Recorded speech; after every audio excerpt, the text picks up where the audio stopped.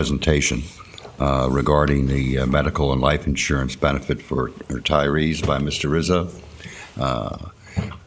Unless there is public comment and seeing none, I would like to proceed. The only other issue I thought might be interesting is that in this week's Economist, it states that for the years 2009 to 2013, the overall cost of medical expenses in the United States have gone down, and not only as a percentage, but also in real terms, the actual cost per Medicare beneficiary has been reduced slightly. So it's an interesting story. And it overlays regarding the Affordable Care Act and what potential impact it had on such reductions. But it's an interesting article. With that, Mr. Rizzo. I did have a couple of quick comments. So all you need to do is threaten, like in the 1990s, the Hillary's Commission, all you need to do is threaten national health care and costs will come down. Right. Mr. Chairman, I had a couple of remarks I wanted to make in introduction of Mr. Rizzo. This meeting was requested specifically to talk about the pros and cons of creating a trust fund for funding the other post-employment benefits that we are now funding on a pay-as-you-go basis. So certainly after we are through the presentation and some of the discussion, if this commission would like to talk about making that recommendation, I do have some preliminary numbers on how that would impact the budget for 15-16. I think what we talked about was rolling this conversation into our budget discussion for the coming year and making a recommendation from you to the council on that. But before we talk about it, I think the one thing that is probably good news is the starting point of the numbers that we're working with. I provided you in this package with a roll-forward valuation that was recently completed for preparation of our CAFR that ended fiscal year September 30th of 2014. In the prior fiscal year's CAFR, our total OPEB liability was just over $55 million. In the course of last year, HR, city manager, there were some changes were made with respect to the benefits that we provide retirees. Essentially, we started out initially to make it mandatory for people over 65 to use a Medicare supplement plan. What we discovered was if we made it mandatory, there were quite a number of people who were going to face a penalty from the Social Security Administration because they didn't enroll timely when they turned 65. So we still made the plan available. We took away the mandatory element for those people that were already over 65. But we still had a mass migration, if you will, of voluntary migration of people from the more expensive city plan to this Medicare supplement plan, which is substantially cheaper. Going forward, we can make it mandatory for people as they turn 65. And so the net effect of that change in our approach, and therefore the lowering of the cost, substantial lowering of the cost, reduced the city's total OPEB liability by almost $20 million. So for fiscal year ending September 30th, 2014, the liability number that we're working with and the starting point, if you will, for a discussion of a trust at this point is $35 million and not 55, which is kind of huge as far as we're concerned. We have today with us Mr. James Rizzo. He's a senior consultant and an actuary with our actuarial firm that does the OPEB actuary valuation, Gabriel Roeder-Smith. He's got a great presentation for you. He's certainly the expert on this topic, and I think this will be really informative and a good discussion as we talk about what recommendation you'd like to make to council. And with that, I'll give it over to you. Thank you. We'll start out with kind of a 40,000-foot perspective on the whole concept of retiree medical benefits, and then drill down a little more specific several slides later. You have in front of you, I think loaded on your computers, you have the PowerPoint that I will flip through, but you should also have a hard copy if you want to use that. Again, as a way of review for most of for all of y'all, the Governmental Accounting Standards Board, as we call GASB, they're the ones that set GAAP accounting for the public sector. GAAP accounting in the private sector, and then there's GAAP accounting in the public sector. The accounting standards statements 43 and 45 are the ones that govern how to do these calculations and what to present in your financials, what note disclosures, and so forth. Also, there's another governing board body, the Actuarial Standards Board. There are Actuaries Code of Professional Conduct, and the Actuarial Standards Board issues Actuarial Standards of Practice. Number 6 is the one that that governs how actuaries are supposed to do this kind of work. We call this affectionately OPEB. It seems like one of our employees that was pregnant didn't care for the idea that I suggested they call her new baby OPEB. Since she was doing so much work in this area, she didn't think that was a good name. But that's what we call this around here. And it's other post-employment benefits because pensions is such a 5-ton elephant. When they develop standards for retiree medical, it is also post-employment benefits, and so they call it other. So it's everything else that you do for your employees in their retirement years besides pensions. The primary cost, the biggest obligation that you have, of course, is, as anybody does, is the medical insurance subsidies to retirees. Those are almost always the largest component of their OPEB liability. You have another one that's very small. You subsidize life insurance during the retirement years a little bit, very small subsidy obligation there. But it might include other things. Probably not. You all don't have any other besides medical and life. The City of Vero Beach that I know of have. I have other clients that give retirees a break on their electric bill. For an electric utility in Florida, gives them a break on their electric bill, and so that's an OPEB. There's other things, waived fishing license and things, but mainly for you all, it's your medical, of course, is the big ticket item. And if you think conceptually about the OPEB promise, if you will, it's part of the employer-employee exchange. It's a form of compensation, just like pensions is a form of compensation. And, of course, cash compensation, vacation days, health insurance to an active employee for that year. Those are all forms, part of the compensation package. And so are the OPEB and the pensions. They are deferred compensation. And GASB likes to think of, in terms of interperiod equity, where they want your financial statements to be charged a cost in the year when the employee renders a service. The employer-employer exchange is, I work for you for 1 year. Your books should be, besides getting the service that an employee renders, your books should be charged not only the cash compensation, but a rateable, allocable portion of whatever you're going to pay the retiree way down the road, whether it's pension or OPEB. So they want to match, the accounting standards people love to match. They need to have all this stuff matched instead of just expensing it, right? Before GASB 45 came out, it was expensed all the way when the retiree finally retires. And then you start expensing the subsidy. So all during their working career, there was no expense being charged against your books all that time. And the GASB finally said, that's not right. They should be you should be expensing it all throughout people's career. So that's and much like what they did with pensions that you've been doing. And so GASB requires the accrual accounting to be this expense to be accrued throughout the employee's career.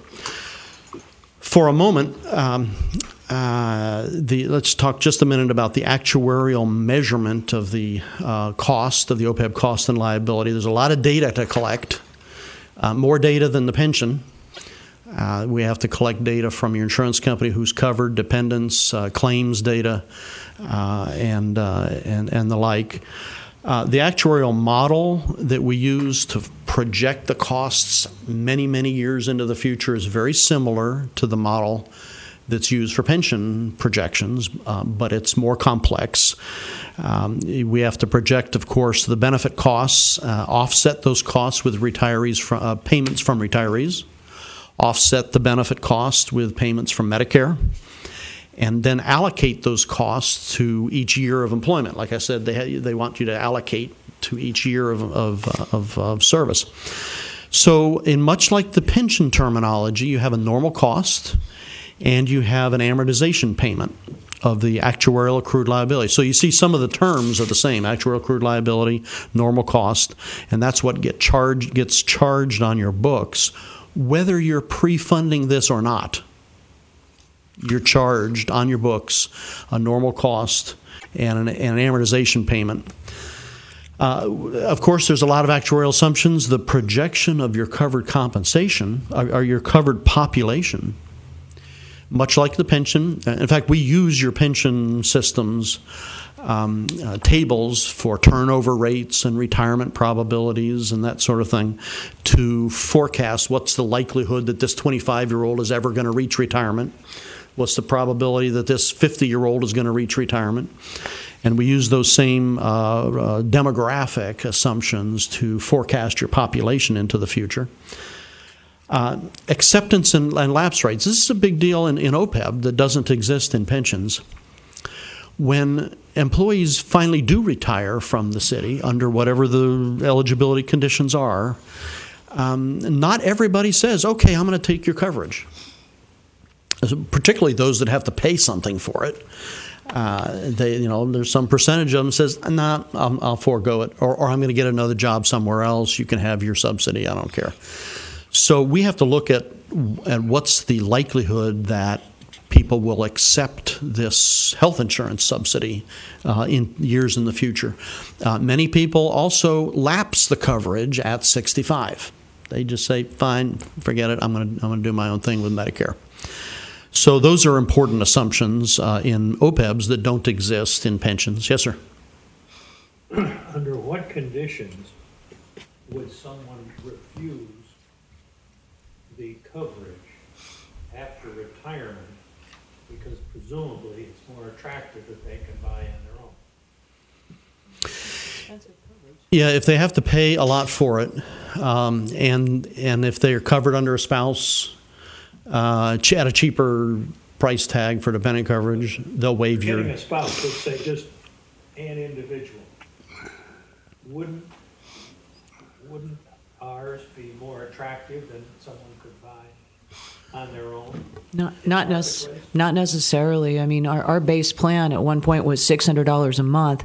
Depending on how long you've worked for the city, you may not have a particularly large subsidy of that. So, every retiree is going to have to make the choice that if, say, it's $400 a month for them to stay on our plan, is that something they can afford to do? I mean, there are actually people who go without health insurance, God forbid, and so each person has to make that decision. So we actually do have people that, for various reasons, decide not to take. And a lot of it has to do with if they're going to go back to work somewhere else. It might be a lot cheaper there. If they're actually retiring when they leave you, then it may depend whether they're willing to take the risk of going bare. If it costs them $400, and if they're only getting a pension of $600, and it costs them $400 to pay for coverage, they might say, "Hey, I've been okay so far. I'm not going to pay this," and they go bare, or they go on. They may be going on an exchange and getting a subsidy from the federal government. Could they avoid the mandatory that's in the Affordable Care Act? Can you check and see if your microphone's on, please? But depending on their particular situation with regard to salary, they may get a subsidy on the exchange from the affordable health care that's far more attractive than paying $400 a month to the city to be on the city's plan. So, I mean, again, and I'm looking at the actual census, and there are people for whom their monthly contribution is $370, $500. So some of it is a fairly substantial amount of money and may impact their decision making. So yes, I've got Gabrielle behind me, but there are people who turn down remaining on the city's coverage. Right, and I think the Medigap supplementary policies are subject to increases, so you really control the rate increases on those. Mrs. Barton. And I assume the city rates could increase dramatically, and you wouldn't have that kind of protection. So it's a mixed bag, and what we do is we actually look at your historical data and say, well, what? And often what we do is we set the acceptance rate higher when the price tag they have to pay is lower, and we set the acceptance rate much lower if the employees are going to have to pay a large amount. So it's important to look at how your pattern of experience has been going the last few years when we set the acceptance and lapse rates, because we want to get a good realistic picture of what your plan is experiencing. One thing that's very important, you get one shot at it. You get to make the decision one time. That when you retire is when you make your decision. And if you ever go off of our plan, you can't come back. So there is no changing your mind from year to year depending on the circumstances. So everybody's circumstances are different, and they have to make decisions for their own And I think you make a good point. A lot of the data that he's talking about using, as much as possible, is actual data. We take census data and real experience and actual, data for employees as it sits right now, including, from our insurance company. So assumptions are only used where that's the only thing that's available. But a lot of this is actual census data from the city. Healthcare trends. This is something of a mystery. So we generally go by the actuarial standards of how the actuarial profession is forecasting long-term healthcare trends. And it usually starts out as a short-term. It's been lately, what the assumptions have been is in the area of 5 to 9% for the first year. Or what if you on a fully insured plan, if you actually know what your next renewal is, then we bake that into the calculation and go from there. It's scaled down to anywhere between 4 and 5% trend as the ultimate level, scaling down by, in anywhere from 15 to 30 years down to that ultimate level. You can't continue. The U.S. economy cannot continue at 8 and 9% trends, because that's faster than the GDP. And so, if over 30, 40, 50 years, if the healthcare trend goes faster than the GDP, then the portion of the GDP that represents healthcare ends up being 100% of the GDP, and we're all working for health insurance companies or hospitals or doctors. So you kind of have to put a cap on the portion of total GDP that healthcare represents and set the trends based on that. So in our forecasting of future costs, it's a long-term forecast. You have current retirees that are 60, 70 years old, and they may live till 90. You have current active employees that are 20, 30, 40, 50 years old, and we have to forecast what the medical costs might look like. Now my crystal ball gets a little foggy after about 4 o'clock today. I don't even know what's going to happen tonight, but this is the general actuarial standards that the profession says, well, here's the best way to do these things. Excuse me, I'm trying to figure out exactly what you're trying to fund. Are you giving a subsidy, or which can be calculated as an amount that's not going to go up? We're going to give you $300 a month toward your health insurance, or right now the nature of your subsidy. This is in the nature of what he was talking about on the earlier slide. We know how much we actually pay, and every year we have people enroll, and we know how long they worked here and how much of their health insurance premium for next year the city is actually going to pay. But because the GASB requires that we book the accrual portion as well. He uses this data to come up with an actuarially determined cost. And in a broad sense, what we book is the difference between what we really put in and what we should have if we were funding this fully on an accrual basis. So that's what he's using this data to determine. Funded? I mean, the portion above the subsidy you're going to pay, you will not be liable for. No, but it goes onto the government-wide financial statement as a growing net OPEB liability. Well, let me ask, let him. I mean, we're a little ahead, I think, of his briefing. To your question, the nature of the subsidy right now, I've forgotten right now, it's not a fixed flat dollar amount. It kind of increases. It's a percent, years of service, and it's a percent.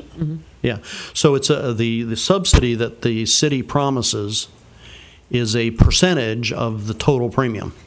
So as the premium goes up, the city's subsidy is going to creep up too. It's tied to the actual. Right. And so, and again, I think we're about to get there in a couple of slides. What we're facing soon is a change in the GASB that would actually require an even more of an impact on our government-wide financial statements than we have right now. So the topic of conversation today is if we were to begin funding it fully to mitigate that liability, what would that mean to our budget? What determines the percentage subsidy that you're going to pay? Is that in a years of service? contract? Yeah, policy. it's in the contract. Yeah. City's policy and contracts with the unions. City. That percentage could be changed in new contracts. That would have to be the subject of collective bargaining, but yeah, right now it's a percentage times the multiplier of years of service. And then there's the legal landscape for how much you can do about that is a little murky right now. There's a whole issue with pensions, cutting back pensions, and same thing is dialogue needs to be had for OPEBs. But right now, this is why the trend is an important assumption, because the subsidy is a function of the total premium, which is trending upwards. And so when we measure, This to death, but the $35 million you're anticipating includes the total cost of health care or just the subsidized part? That's the subsidized part. Yeah, that's the current liability. Yeah, and it's the subsidized part that represents is attributed to years up till now. Because each year that everybody works again makes it a little higher. What they've earned. So but it is the employer's portion. But then each year that goes by reduces the number of retirees as well. So it's in this respect, it is very much like pensions. I mean, we know that through this date and time, based on the demographic data on the ground, this is how much of an accrued liability that the city has. That's the number. It's going to go down because the older, as the employees get to 65, they're going to have to get their own insurance. Basically, it's going to change. So it may change up, it may change down. I mean, typically the trend and they will pass away over time. Mm-hmm, exactly. So James, I'm sorry, I have a question. Your assumption essentially is a straight line that says that when the employee starts working, we need to pay X amount of money each year based on the premiums that the city's paying, and that would begin from day one employment through retirement. Is that essentially correct? Yeah, it's not that you have under current rules you don't actually have to pay it into a trust. You're not required to. What the GASB says, you need to book it on your fund. That's what I'm saying. But it would show as a liability and an obligation, right? But and now, since the GASB standard only kicked in like 2008 or 9, all of those prior years represent your actual accrued liability. So on the day this whole accounting standard started, everybody had an actual accrued liability for the years prior to that, all the way back to each person's date of hire. Right, and I understand, and that would be an easy figure to go back and pick out. But if we're accruing that liability for the salaries of someone today, but knowing when they're going to retire, it's going to be usually significantly more than when they started work. Right, would be something I assume is built into that calculation? Yeah, the way the calculation is done is we project these costs out until they die. I think the mortality table stops everybody at 120. And then take the present value of all that using a discount rate and then spread that. The computer does this, spreads it from people's dates of hire all the way through their last exit date from retirement. And so that It's recalibrated every year, or every time we do evaluation, we redo this. So it's not like you have to save up what was actually charged that year and kind of save it up. It's recalculated every year, kind of like the pension does. And so each year, the actual accrued liability is recalculated. So, for example, if we were assuming that the trend was going to be a certain level, let's say it was going to be assumed to be 7% next year as the medical trend, and it turned out flat. Well, when we recalculated the forecast, we're starting with a lower number, and so the forecasted costs are much lower. And so when we reallocate that among everyone's employment period, everyone's annual normal costs got lower. And so the actual accrued liability is lower. So each year, if some of the assumptions don't work out, either for the good or the bad, then the actual accrued liability gets adjusted. Okay, that was going to be my second part of the question, okay, regarding lapse dollars or lapse accruals that may have been in there for employees that were no longer with the city, that have left for whatever reason other than retirement. And if you're recalculating it annually, then that would be okay. You would capture that. Right. The way it works right now, and this is like different than what we're talking about doing, is that he provide this is a fairly new accounting statement. So we're talking maybe 4 years or 5 that it's been in the city's books, maybe a little bit longer. So each year he calculates the liability, and to go with that liability, they calculate the actuarial contribution that was required. Very similar to pension. Where's that booked? Excuse me just a minute. I hate to interrupt. Okay. But where is that booked? You say it's booked in the city's financial statements. So that's what I'm trying to explain, how it gets booked in the financial statement. But it's not, and that's different than the statement of net position. No, it's in the statement of net now, position. Well, right now, the whole liability shows up in the note disclosures. It shows up where? Note disclosures in your one of your notes to the financial statements. Yeah. In the and notes. I can point you in the CAFR to the 2 numbers I'm going to talk about. So right now, the way it works is he says every year, this was the annual actuarial required contribution. But because this is a new accounting pronouncement, the city is allowed, unlike the pension, the city's allowed not to put all that money in. We're allowed to do what's called pay as you go, which is simply pay the actual cost of premiums this year. There's a difference between the actuarial calculation of what we should put in and the amount that we really do put in. And that difference gets booked every year as a net obligation that's growing over time. So since the accounting pronouncement to now, that net obligation, the difference between what we should be putting in every year on an actuarial basis and what we're really putting in on a pay-as-you-go basis, is growing on our books. And right now sits a little over $14 million at the end of last fiscal year, and I could show you where it is. So we could keep doing that. And eventually, we would end up with the entire now $35 million or whatever it sits at that end of that year on the books. But Gatsby's decided to take this one step further. They're not willing at this point to wait for this to happen over the course of 20 years or whatever it might be. There's an accounting pronouncement in the works that would require us to put the entire thing on the financial statements in 1 year.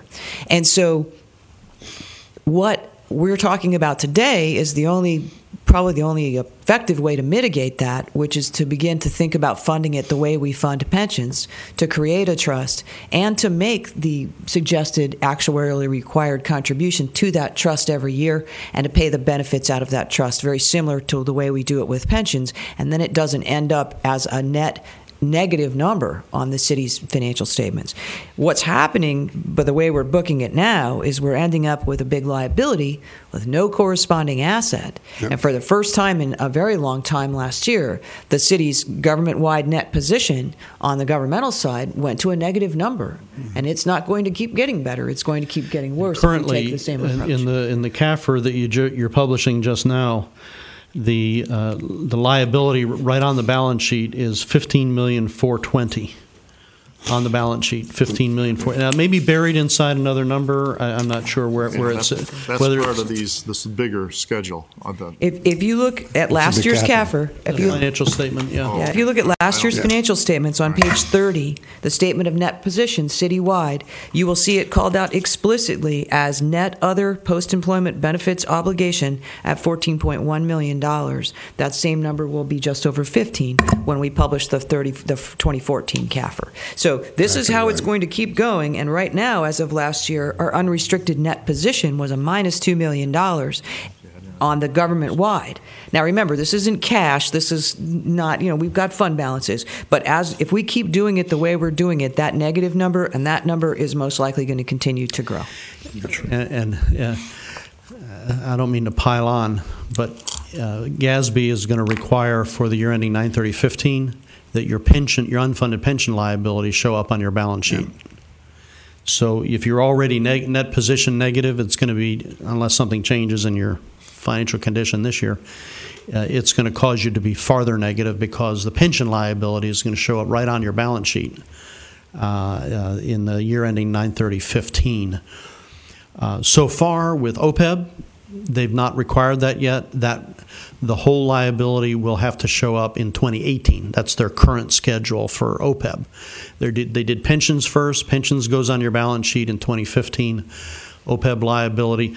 More than just the $14 million that you're talking about now, the whole $35 million, as a $55 million, $35 million, that goes on in 2018. Okay. And our accrued pension liability is about $15 million. I don't know what the pension liability. Our unfunded pension liability is, as of the end of this past fiscal year, right around 30. Let's say 35, 36 for pensions too. Mm-hmm. So the pension is the same as the OPEB, pretty much. Yeah. Except that the pension is gaining each year for the last several years based upon the return has gone up considerably. And more importantly, the pension is different from the OPEB because we have a liability and we have assets, and that's the net. At this point, with no trust fund for OPEB, we have no assets, and we won't because we aren't putting in any money to create the assets that would offset the liability. And that's what we're here to talk about today. Exactly. I just want to make... It's difficult to imagine we'd ever get enough put aside to offset that liability as the liability is growing. But what if you put too much aside? What happens? Can you get that money back out? No, and actually we're jumping ahead of all of the slides that Jim has. He's here to talk to us about that. But the broad answer to your question is it would be a long, long time before we were anywhere close to 100% funded. But no, if it was it depends on the amortization period that you set for the funding. If you set the amortization period at 10 years, then you'll be aiming at that 10th year. If you set it at 20 years, you'll be aiming for 100% at 20 years.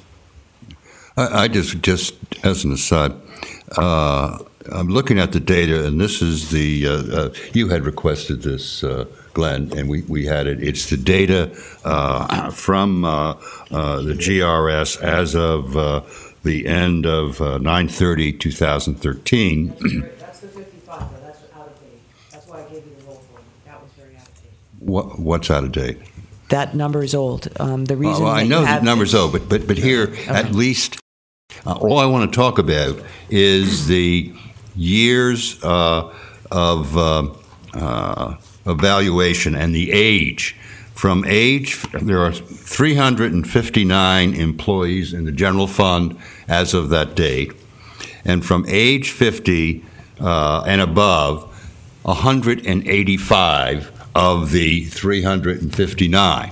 Now, that's separate from the police, but the bottom line is that we knew that intuitively that we had a more senior workforce, but this is a really interesting dynamic in terms of how back-end loaded it is with our ages. The other thing, that's just a comment, and how that plays into all of the issues that James is dealing with, and we're trying to understand. But in the other things that goes into this accrual, and this is on page F2, same data, and I don't know whether these have changed, is that the projected salary increases for 2013 were from 5.2 to 13%. Now, that includes 3% assumed inflation. Right. But secondly, the payroll growth assumption was 4%, and these and the rate of return was 4%. Now, you put that in the mix, and that all gets into the assumption, and as was stated, if any of those dynamics, mortality rate and everything else, and the fact that over time we are not gaining workforce, it's pretty much been stabilized. In fact, has been lowered, and over the last several years, we all know, and it has to change, I believe, in terms of not tamping down the salaries if we're going to keep qualified and professional people. So all of these are beginning to work that we're best trying to understand. And as I understand it,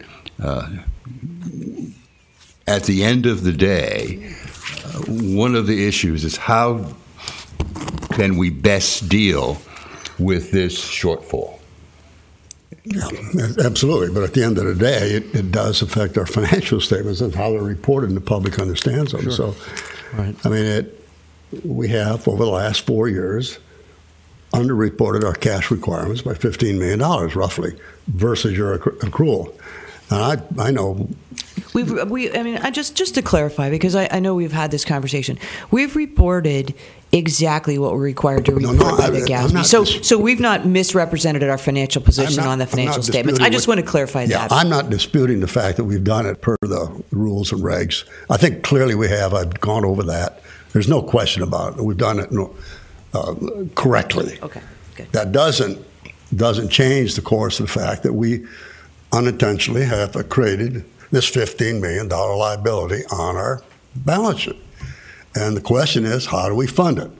And that's where we are today, yes. Right? Yes. That's what he's here and I have investigated. The county is handling it through a trust, and they clearly have funded it through the trust. There's no doubt about what they're doing. And that's other what cities he's here have today collapsed to tell you it, about. right? Mm-hmm. Yeah. They quit it, you know. I'm sorry? Other cities have tried to buy their way out through the employees, offered them a payment to get out of the deal. And some of that's worked, some of it hasn't, you know. Right. Right. But the point we're trying to get is back down to how do we fund it, and should it be in a trust? Okay. Right. So I'm not interrupting. No, yeah, that's a good segue, because the next actuarial assumption, the last one listed there, is the discount rate. When you're not pre-funding the plan, right, there's no corpus to generate investment return. There's no body of assets to spin off investment earnings to help pay the subsidy rather than the taxpayers. So what GASB says is, unlike a pension fund, where the return assumption you use to discount the pension liabilities is supposed to represent your best estimate of what the pension fund will actually generate over at least 15 years, 30 years. When you have no fund like that, GASB says, here's what you use. You look at the, in fact, I think it's not there yet. You look at the return generated by your internal cash management pool. Not what you're earning today, which is only like 1% or less, but what the long-term expectation of that type of portfolio should generate over time. And you're using 4% now, which is in line with what most people are saying is the long-term cash. If you have 2.5% or 3% inflation, and then plus some real return premium on top of that, you get to nearly 4%. So 4% is a fairly common. I see some 3s. I don't see hardly any unfunded plans being valued using a discount rate in excess of 4 anymore. There are a few. Most of them are 4 or below. So what we do is we project this long-term forecast of the benefit stream of the population, the acceptance rates, the trends of medical costs, offset that with what Medicare is going to pay, offset that with the retiree's contribution, and then discount that using some discount rate. And right now what we're using is the 4%. So that's the whole actuarial model, very complex modeling. But let's talk about your CAFR a little bit. Currently, the actual accrued liability that's in your books, either the $35 million or the $55 million number that is in your note disclosures, or the $14 or $15 million number that's now on your balance sheet already. Those accrued liabilities are unfunded now, and it's disclosed in the note disclosure. $35.9 million after these changes that were just made this past year, it came down from $55 to $35 million. And that's as of 10/1/12, but it recognizes these changes. And that's the kind of number, the order of magnitude that's going to go in your note disclosures through 2017. It'll rise, for example, when we redo this calculation as of 10/1/14 for your 2015 year and 2016. It could go back up to 40 million, 45 million maybe. And that's going to stay in your note disclosure. That larger number goes in your note disclosures. But the 14 or 15 million that's now in your balance sheet, that's going to keep creeping up as well through 2017, when the whole thing jumps to the larger number on your balance sheet in 2018 when they change the rules. There's something I'm missing. You were talking about the number going up. Well, we know health care premiums will go up.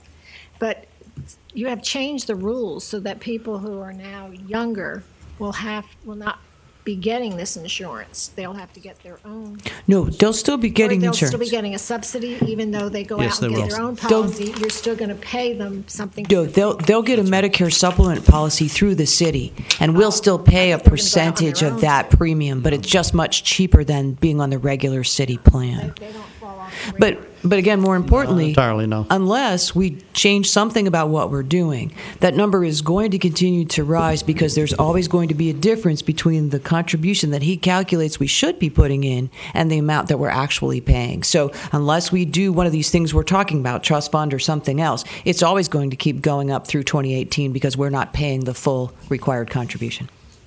But in 2018, this is going to show on our on the budget, on the balance statement. Unless we do the thing we're talking about. So it's going to be show the 70 current- million. It's going to be $70 million more at that time than what it shows now. Well, the pension liability actually has gone down some in the last few years. So if that trend continues, it'll be wherever it is in a few years. You said it's 35 right now. But it's gone down probably another $6 million since last year. If you use the same assumptions, then yes, the 70 million would show back up. On the other hand, if the market continues to do well over the next couple of years, Could be. The pension fund liability unfunded may go down. But we don't have the same situation going on with the OPEC because we have no funding, nothing in place to gain anything on. Right. That's it in a nutshell. That's right. So let's talk about the trust. So let's talk about pre-funding a little bit. An OPEB trust. The cash flow, the way this works, is an account is set up at a bank. The employer and the employee deposit. The employer deposits money into the trust, along with the retiree's contribution that the employer collects. Goes into the trust, and then the trust pays some administrative expenses. By the way, a lot less administration than there is in a pension trust. And it pays the benefits. And you notice taxes? Yes. The pension fund would, whether you pre-fund or not, you're going to be paying federal excise taxes. If you're starting in 2018, a test is made to see how generous your health plan is. And according to the so-called Cadillac tax, if you remember that being talked about, the private sector and public sector health plans are subject to the excise tax. Fully insured and self-insured health plans are subject to the excise tax. So the pension trust would pay the benefits, the expenses, and the taxes. The pension trust over time will generate it'll be very small in the beginning, but as it grows, the body of the pension of the OPEB trust will generate investment returns.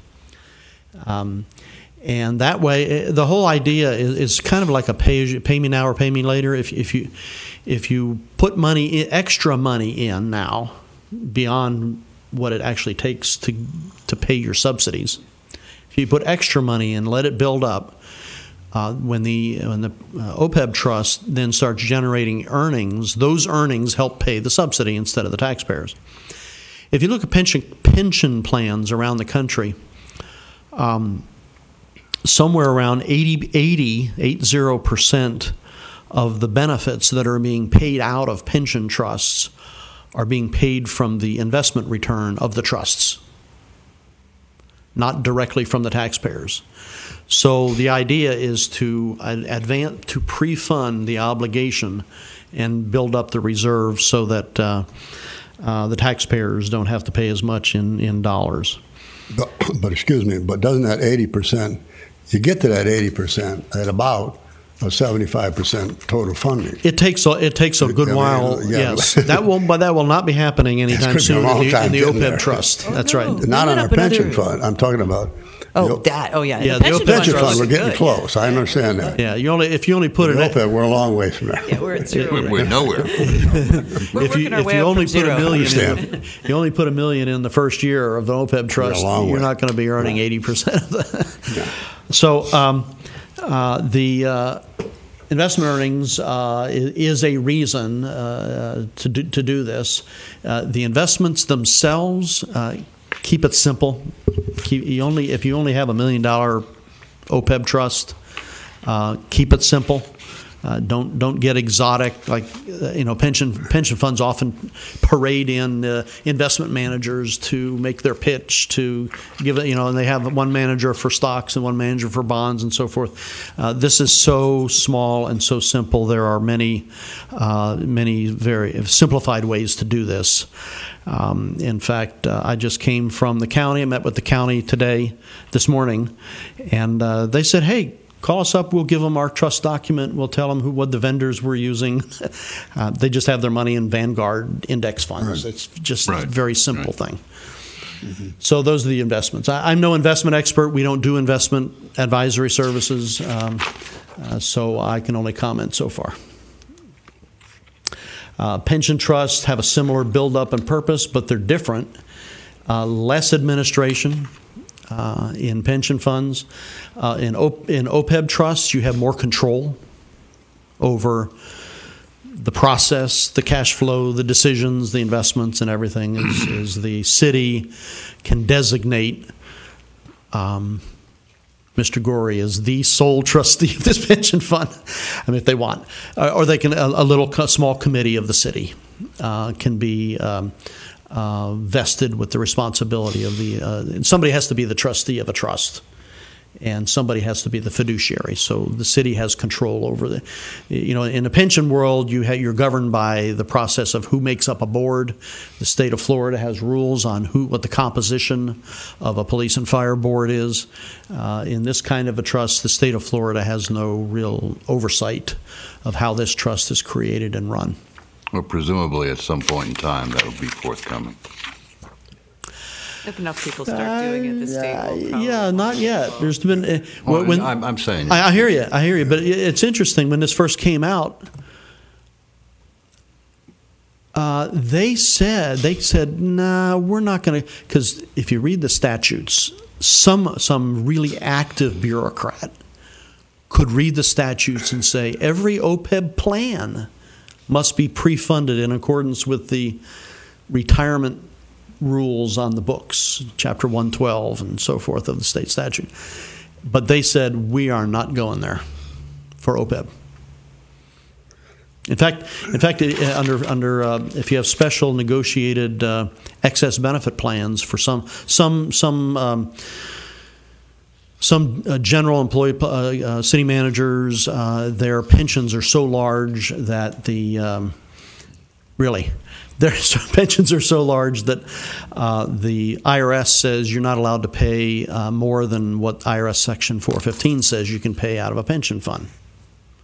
So the deal is the excess amount that was promised these senior executives is paid out of, after they retire, the excess amount beyond what the IRS says the pension fund can pay. That's paid out of the city's payroll. Well, the state of Florida hasn't even said that's going to be subject to their pre-funding rules and so forth. So they may, someday somebody may say, this is an underserved market and we'll do something about it, but it's not been their mood lately. Could I ask a question here? I'm just deviating a little bit here, but trying to understand the situation. The pension fund liabilities are the states have always said it's clearly a contractual liability. Now, I know we negotiate the OPEC funds with the union. Are they in the same sort of statutory legal situation as the pension funds, or is it in a gray area? Okay, the reason I raised the question, do we change the liability, the nature of the liability vis-a-vis the employee and the city, if it's moved from the city base to a trust base? What is that gray area with the employees? My understanding is that there is a gray area and some legal controversy, but I'm not an attorney. You know, in terms of the vested benefits, certainly it has to be the subject of collective bargaining if there were any changes. So it's just something we ought to explore. It is, and it's probably something that I would recommend we don't have a lot of conversation about right here, if that's because it does need to be the subject of bargaining, and Jim may want to weigh in on that.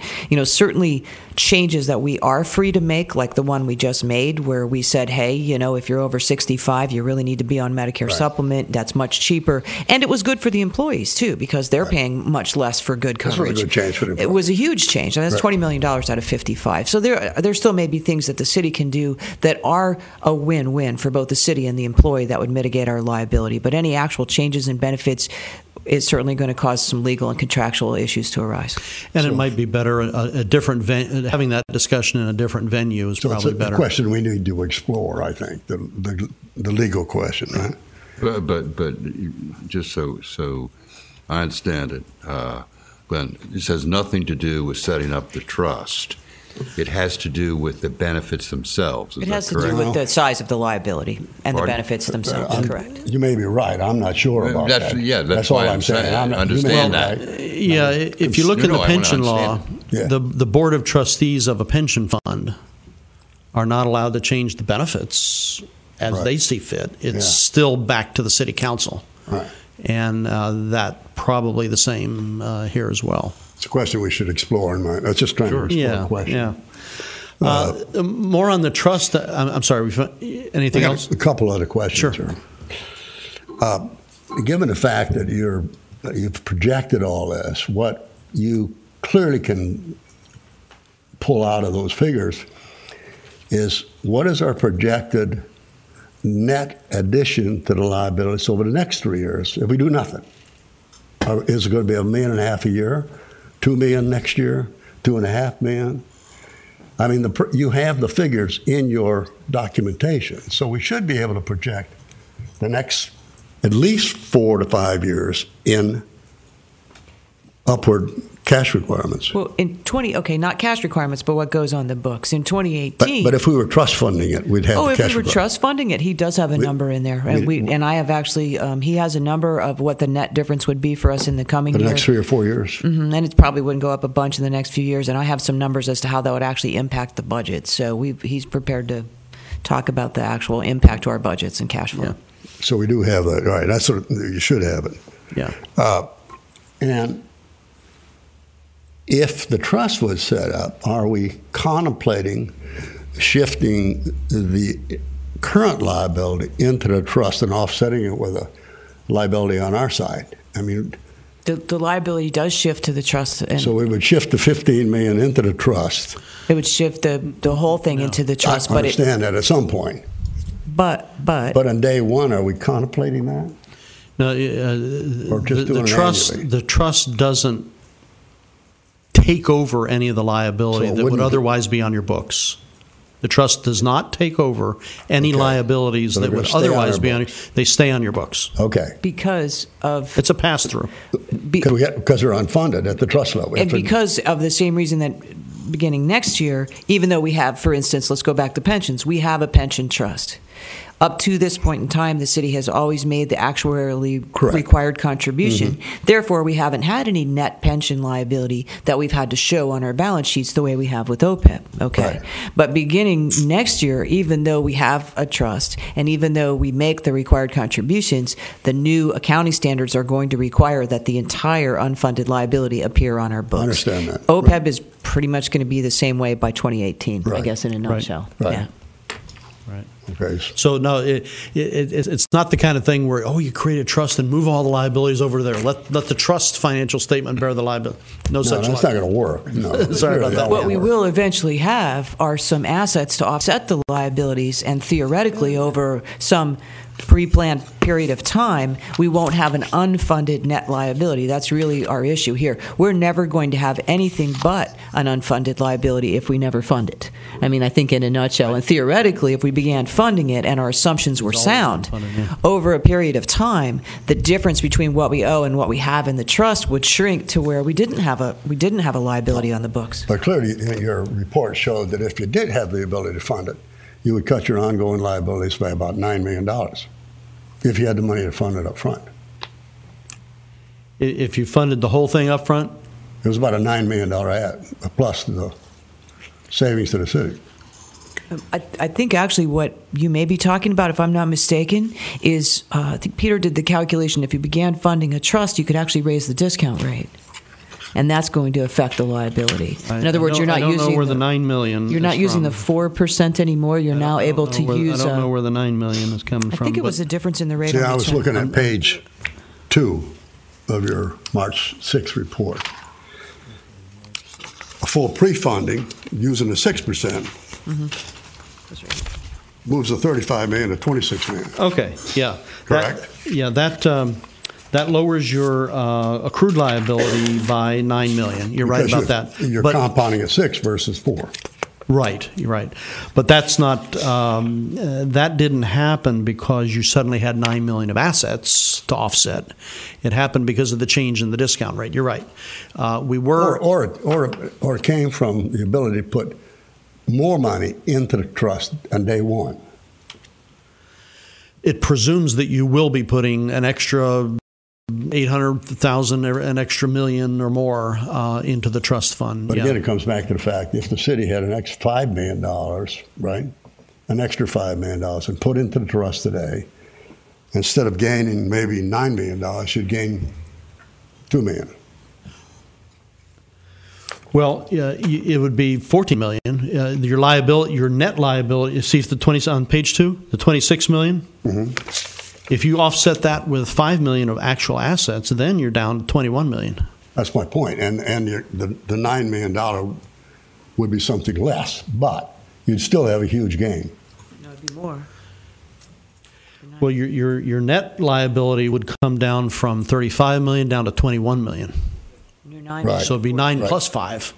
Plus your compounding would kick in on the $5 million. Right. We just add the change. Well, the reason the reason that on page 2 it goes down from 35 to 26. Now you remember the reason it went down from 55 to 35 was the change in the Medicare plan. Now it can go down from 35 to 26 because when we discount that long stream of expected costs at a 4% rate, we're getting a $35 million kind of number. But if you discount it at 6%, you get a $26 million number. And it kind of makes sense if you think about, if the pension fund could actually earn 6% per year over time, then the taxpayers don't have to pay that piece. Right. So the taxpayers' liability on their books should actually go down because something else is covering that obligation, and it's the earnings of the pension fund. So there is some logic to saying, well, your liability is not really $35 million anymore. If you're going to be paying some of this subsidy out of investment performance, your liability is only $26 million. And so that's the immediate accountant's benefit to putting in a trust. But the faster you fund it, the quicker that 6% really works for you. It is. That's the key to it. You got that. You got that. So if you You have have no unfunded liability because what shows on the books is not your liability; it's your unfunded liability. No, and so, yes, the faster we fund it, the closer we get to that's zero. so true. But my point is, in a short period of time, and I know we can't do this, given the city's constraints, but Yeah. If we had but $5 million. assuming, and we do, we can borrow That's a money pretty big in the nature of 2%, for cripe's sake. I guess last funding we borrowed. What did we borrow? 2% or less, right? We're going to borrow. I don't know if all we right. borrow. Well, but just hypothetically, if you had $5 million that you could put in, Borrow $5 million. it goes to and accrue it. it goes to work faster. All right, that's all I'm saying, right? Find the money. Thank you, Mr. Fonzie. You can't borrow. You can't borrow money on a tax exempt basis and earn money on it. So that's a little wrinkle in government Oh, finance. they got another rule. There's an arbitrage. There's an IRS rule against arbitrage with tax exempt borrowing. So I'm just saying. You can borrow it, but it'll be a little higher rate. Yeah. So the discount rate is you remember the long term, whatever pool of assets is paying the benefits. Well, if it's no longer your internal cash management earning next to nothing, if it's your pension fund earning 6, well, you can use 6. And so the actuarial valuation was 4%, and you can, if you have, say, 50-50 stocks and bonds, very simple investment risk, that's not risky, then you can assume something like 6%, and it goes down to $26 million. So the higher discount rate means a lower unfunded liability, and for now, through 2017, that shows up as a lower liability in the note disclosures. Does not change yet the number on your balance sheet. Makes it grow a little slower, but it does it. So with no trust, as of 2012, you had 35 million or 35 million.9. With the trust, it would be 26.6 million. Okay. Now the pension expense also is affected by this. A higher discount rate means a lower pension expense. And so the actual expense to your profit and loss statement, your P&L statement, again with no trust it's 2.4, but with the trust it's 1.9.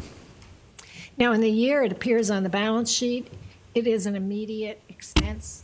It's not amortized or whatever. No, they do one of these. GASB is going to, much like they do with pensions this year, they're going to do the same thing. They don't run it through P&L.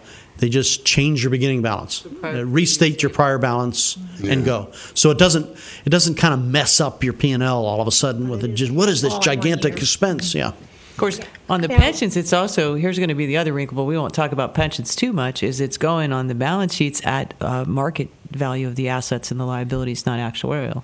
Yeah, and they're roughly, so actually, they're that's a close much to the improved. same. Well, for us, it's actually a much improved position of about 5%. A little more, yeah. So, I mean, that's going to be a whole other thing. We'll talk about that. Yeah. But yeah. But now GASB's making a mess. Okay, so this appears, and the consequences of having this on your balance sheet unfunded would be for our bond ratings. Or, I mean, it's kind of a paper kind of expense. It is, and it's not. We'll end up with both of these things on the balance sheet. We would have all of the things unchanged, a $70 million negative net position. Okay.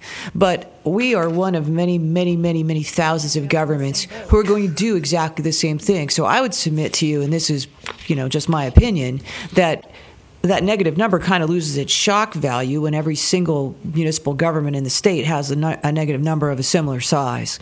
So I personally think that this pronouncement is going to start to render that particular part of the statements a little bit irrelevant unless you look at it in comparison to everybody else. Well, look, these guys only have 70 million negative, and these guys have 100. Relatively, it's exactly. In the same boat. But yes, we, again, bond rating agencies. I will tell you that over the last few years, as GASB's changed the rules here on pensions and the upcoming rules on OPEB, Fitch and Moody's, I think it was, actually went out and said, you know what, we don't like any of this anyway, and we're going to come with our own way of calculating what cities' net pension and OPEB liabilities are, and we're going to use our way of calculating it to assess their bond rateability, and everybody's got an opinion. So just remember they did that on the mortgage-backed securities too.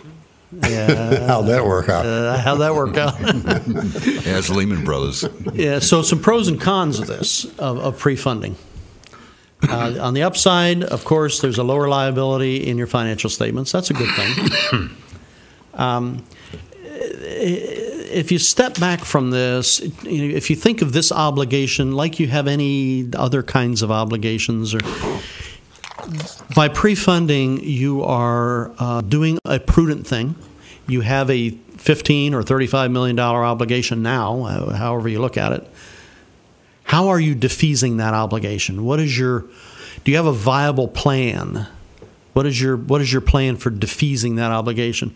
And by putting a trust in and funding it over not too long a period of time, kick the can down the road to some other taxpayers. If you do it over a reasonable period of time, it's a prudent and systematic, actuarially based defeasance of this obligation, and that speaks well of management of an organization to do something about an obligation and not just keep it rolling forward. Another pro on the upside is we talk about rating agencies. The number itself is not a surprise to the rating agencies. Even with pensions, we all said when GASB started their pension project 10 years ago, we said to GASB, just leave it alone. It's working. Everybody understands. And the more I thought about this, and the more I hung around the accounting standard setters, the more I realized that the promise to employees, whether it's a pension promise or an OPEB promise, is a liability. It's measurable. It's a little fuzzy, but it's measurable. Mm-hmm. And it is not a lot different than any other bonded debt that you have. You owe it over a long period of time to people that already to people who already did their side of the bargain. They worked for you. Mm-hmm. So I kind of felt like, okay, GASB, maybe the pension liability should be moved from the note disclosures to the balance sheet. But really, the rating agencies, they know their way around GASB GAAP basis financial statements really well. They knew where to find it. Just moving it from that page, it's a geography thing. The accountants like to call about geography. They move this liability from the note disclosure to the balance sheet. To some people saying, so what? The rating agencies knew where it was. They knew the magnitude. So by simply moving it to the balance sheet, that move by itself doesn't affect the rating agency. They already knew. They already did whatever they're going to do. What pre-funding does is, rating agencies have these different categories. They rate you on managing your obligations. They rate you on credit worthiness. They rate you on financial solvency. They have different categories. Under the management category, I've seen rating agencies commend and bump up a point or however they score you if you have a viable plan for defeasing the OPEB obligation. Now, I don't know in your discussions with your rating agencies at this point whether this has come up that you're not pre-funding this and what are you doing about it. Your answer could have been last year, well, we're changing the benefit levels by putting employees in a different kind of a Medicare Advantage plan, and that's reducing our liability. And they would have commended you for that. It's like, okay, what are you going to do next year then? You did that there. So if you have a viable, a pre-funding trust, appears to rating agencies like this is a viable plan for defeasing this big obligation. And when you go into the credit rating agency meetings, you ought to make that a sales pitch to the rating agencies. That this is what we've done, and this should give us another score and another few points on the management side. And for us, in practical terms, right now, the only rating agency we have reviewing us is with regard to one of our old electric utility bonds. And so the subject of the city's pension liabilities, its OPEB liabilities, et cetera, has never been a conversation with Fitch or Moody's. They're more focused on our management of the electric utility, okay, our cash balances there, our rate setting. We haven't done anything but BQ borrowing in years and years and years. Good for you. But, that doesn't mean we might not want to somewhere down the road. Okay. And so certainly, that is a consideration. But it is true. If we move to the trust, we do move to the static full funding. So on the city side of the ledger, we are contractually committing to an annual Yes, sir. debt service above and beyond what we've historically done by at least $700,000 or $800,000 Citywide. starting this year. At least, yes. And that's accruing. That $700,000 gap may get up a little more towards $1 million or $1.2 million based on what you're going to tell us the forecast is over the next 5 years. Right. Correct? But then That's again, true. at Everything some you said is point- true. And on our books, the city books, the current $14 million stays sort of locked in, or does it amortize? The pace of the increase of the 14. What's Okay, that? let's say we're assuming we funded a trust at the Yeah, amount let's say that we're, he's recommending. we're static at 14 today. So we're going to fund a trust, and we're starting with, it's actually 15 at the end of September 30th, 2014. So we're starting about $15 million. We're going to fund this trust. If we fund the trust, the pace of the increase will slow somewhat because now we're Quite a bit. amortizing 29 versus It stays 35. very stable. Right. But At the end of 2018, whatever's left of It's gonna bump unfunded us. liabilities, the Right. entire amount will That's- go the on. whole thing's going to pick up. And then, Right. over the years, that number will get smaller if our assumptions are sound and the money that we have as an asset begins to grow against the liability. Or we that can fund at a higher level Right. That's the idea. on an annual basis. And what time horizon? You keep saying a prudent time horizon for what is prudent? 10, 25, 30? Yeah, what we've done here is a 27-year amortization. We stayed the same amortization policy that you've had already for the unfunded type. And for pre-funding, we kept 27. You might think about going shorter than that just to get there sooner. But it costs real money. Obviously, if you amortize something over 27 years, that's going to cost you less than if you amortize it over 17 years. But we can, if the momentum here is to move toward pre-funding, we can tinker with some of those adjustments to show you a couple of different levels of how much would it cost if you moved it to 22 years or moved it to 17 years. Right. It's like a mortgage. Another Mortgage is upside. 30 years. Yeah. Yeah. Yeah, the last bullet on the upside is from the employee's perspective. It probably gives employees a greater sense of security that they can count on their benefits if there's an OPEB trust backing it up. Cindy, just a quick question before we leave this page. On the upside, under the lower liabilities in the financial statement, I acknowledge that would lower the liability. In the bigger picture, because everyone's in the same boat with this deficit, or the appearance of a deficit, I should say, what is that really going to do to the City of Vero Beach and their financial statements? Is it going to affect bond ratings or anything like that would be very detrimental? It could if we went to borrow money, bond money in the future. I mean, again, it's all how you look compared to everyone else, but still, an unrestricted net asset deficit on your government-wide balance sheet is not something you want to see. But I think of the upsides that you see here on this chart, that's probably not as compelling as the idea that we have an obligation and that it would, behoove us to come up with a prudent, systematic way to begin funding that obligation. So it's an upside, but I wouldn't count it as the biggest one out of these four. Well, and that was my thought, because we're all in all the cities and municipalities in the same boat.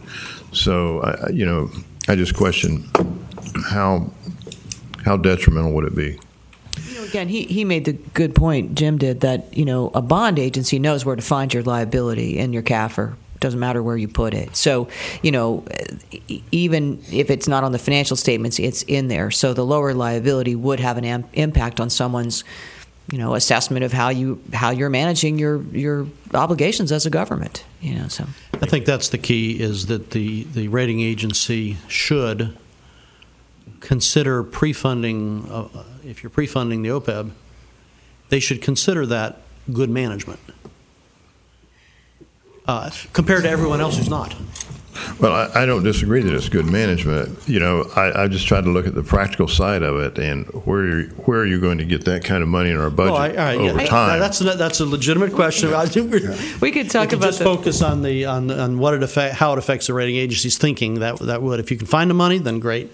And you know what, honestly, and let me interject. For a long time, and we've had this conversation, I have not really been that enamored of the idea of a trust on the basis of the fact that pay-as-you-go was fine, et cetera, et cetera. The liability didn't matter because everyone was going to have it. But certainly over the course of the last year in discussing this with Jim, I see the management side of it in that if this really is a liability akin to pension, this is a promise we've made and a promise that people have already delivered their end of the bargain and we owe it, then like pensions, we should have a systematic way of making sure that we have the money to make good on that liability when it comes due. So I've really become a little more amenable to the idea that the trust for an OPEB is just as appropriate as a trust for pension plans. On the flip side, I couldn't imagine us pay-as-you-go pension funding. Can you imagine? Just, we'll pay you what we owe you this year, and we'll see what happens next year. So, I think I'm a little more convinced that this is a good idea than I used to be. I do think you get some points for doing this. But on the other hand, we also, given the uncertainty we're all living with utility operation and everything else that's going on around here, it also ties us in for another contractual amount that we absolutely have to fund. You need to pay, yes. You need so to be there's committed. no question we are, and in a time period when the city is wrestling with how are we going to ultimately resolve, to our benefit, hopefully, the utility issues, locking us into another contractual liability without understanding these other issues, maybe not prudent right at the moment. Not saying the concept isn't prudent, because I've said all along, you can't accrue a $55 million liability on your books and not at least acknowledge it to the taxpayers that something the heck is going on here. I know. But I don't know if there's ever a good time. What's that? I don't know if there's ever a good time for spending any. It's just it's always a matter of competing worthy. In the budget process, isn't it right?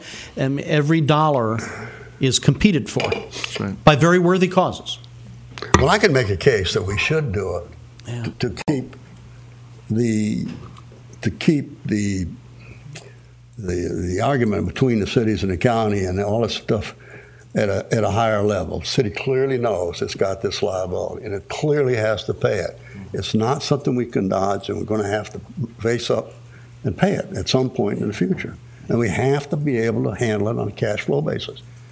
So I can make a case we should do it, stress this up, put it in the books, stand up and say this is the story, and let's go forward on it basically. I think it might help us negotiate our situation on the other side. I don't know.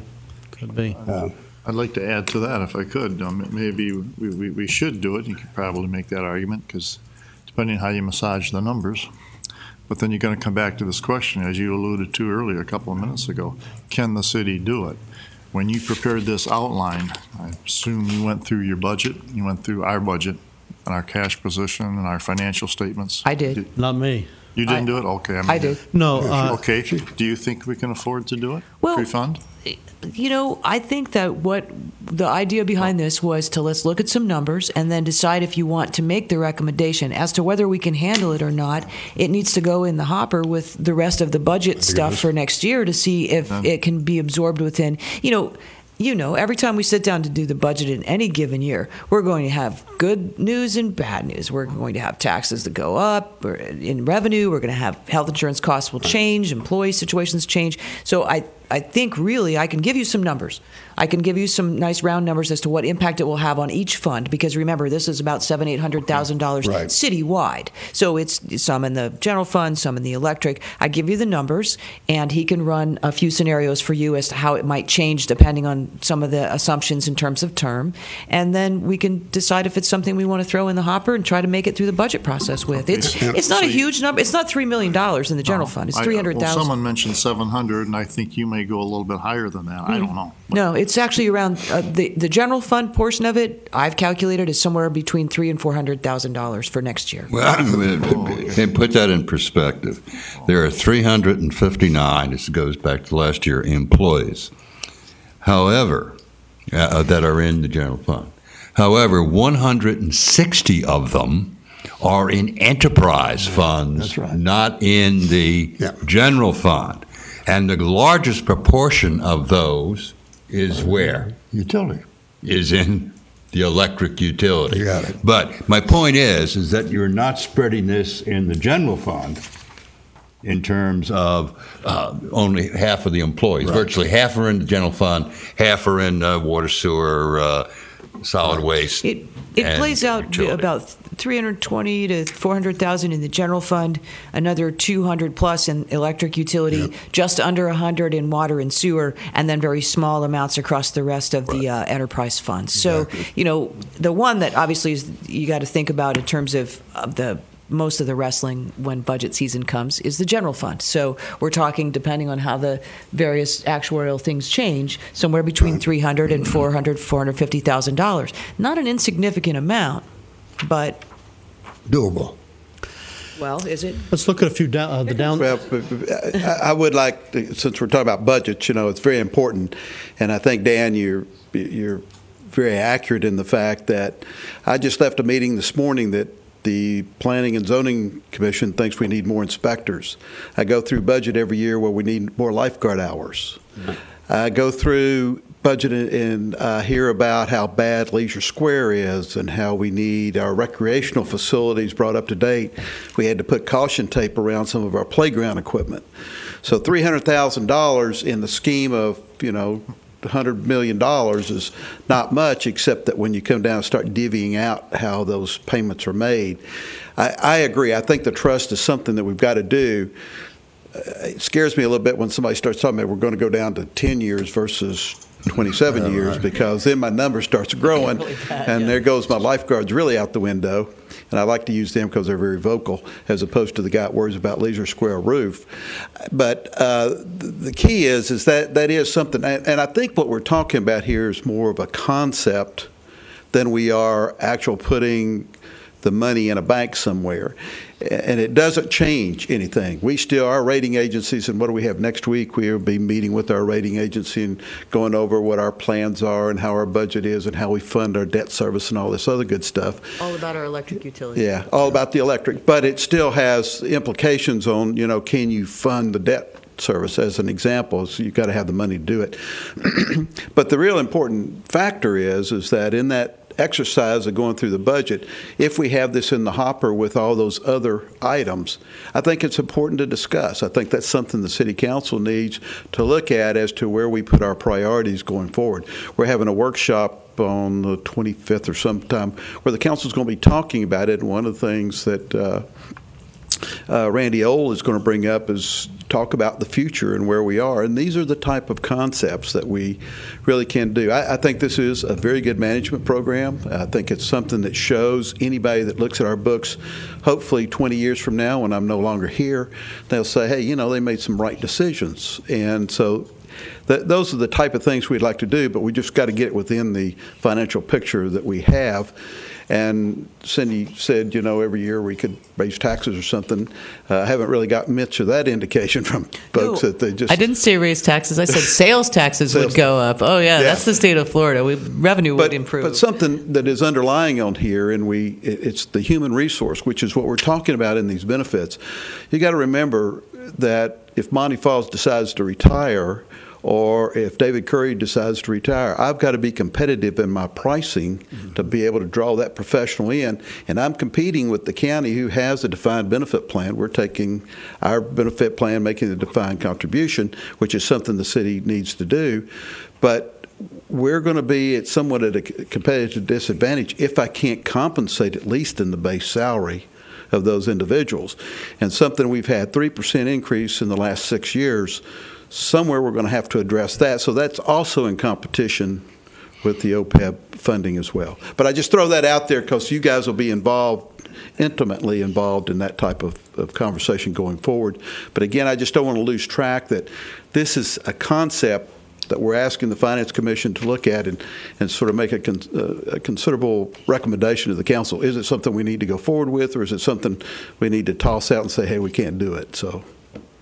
Well, and this is my opinion. I think that we should recommend to the City Council to analyze, understand the concept, and with some hard financials behind it in terms of what the affordability is and what the timing would be to implement it without giving a date certain in terms of enforcing it. But I'd like to hear what the rest of the commissioners. Peter, I think that we should recommend that we start the fund and the concept of the fund. And I think we ought to try to have a number that is not a modest number so that it doesn't have a major impact on Cindy's budget. And whether if she says that number is 300 or 400 or 250 or whatever it is, I think that should be part of our recommendation. But I think that the concept of the trust, for all the reasons that have been given here, makes sense. If we're doing the right thing, it isn't going to make any difference in 2018 from a honest to gosh money standpoint. It's just, are we trying to address, are we recognizing our obligation, and are we doing the right thing? And so I think we ought to go ahead and have Cindy say, here's a number that I think I can live, and Jim, here's a number that I think we can live with, but it ought to be a modest number. It would be nice too if somehow the money could come, emphasis on an effort to have the money come from certain departments.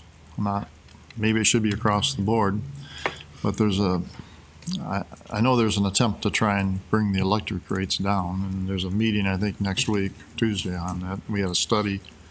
So I mean that's sort of like is in a conflict. You know, if the money's got to come from, you know, the enterprise fund, the revenue fund, it makes it hard to lower the rates, I would think, a little bit. The idea would be to spread it, you know, proportionally to the demographics of the retirees.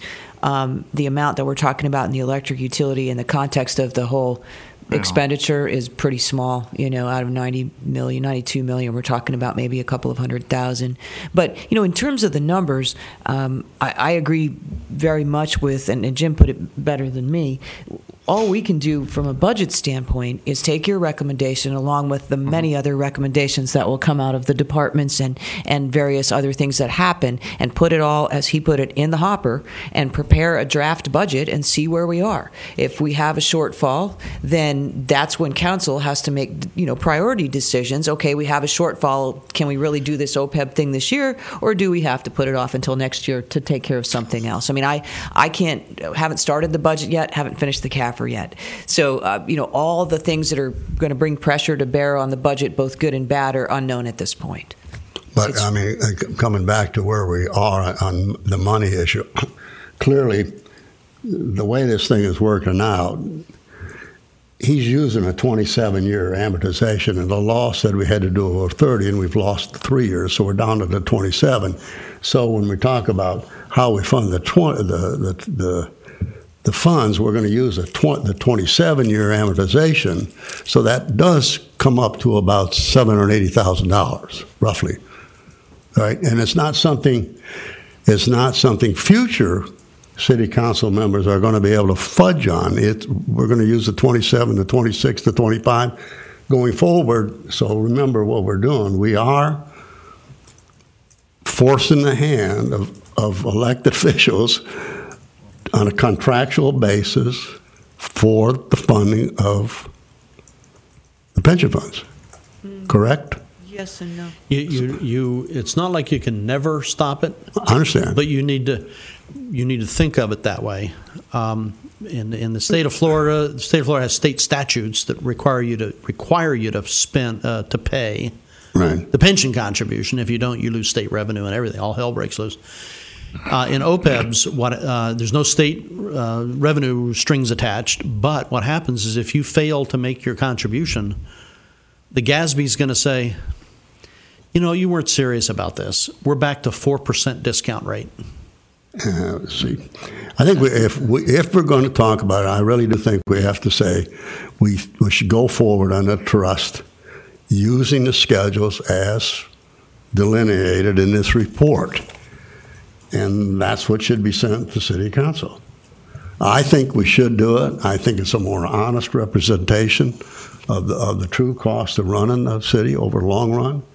I think it acknowledges to our employee that we admit the liability, and we're going to work to resolve it. And I think it also, where it should, it puts the burden on the elected officials to properly communicate the concerns, the stresses, and the funds available to the city, and own up if we're short of money. If we can't get it from the utility companies, we have to be honest with the taxpayers. That's what it comes down to. If we can't cut our expenses, we have to own up. I took 27 years for, again, the page of the demographics of the employees in the, not counting the police. In 27 years, fewer than 20% of the employees today will be on the payroll. Probably right. But I think. Randy Old of 935 Seagrape. If you did set a rate of 27 years or 35 years or 30 years or whatever, could that rate be shortened in the future? So once we got it off the ground, could we speed it up later on if we had funding, or is it set for forever and ever? No, the funding policy can be changed.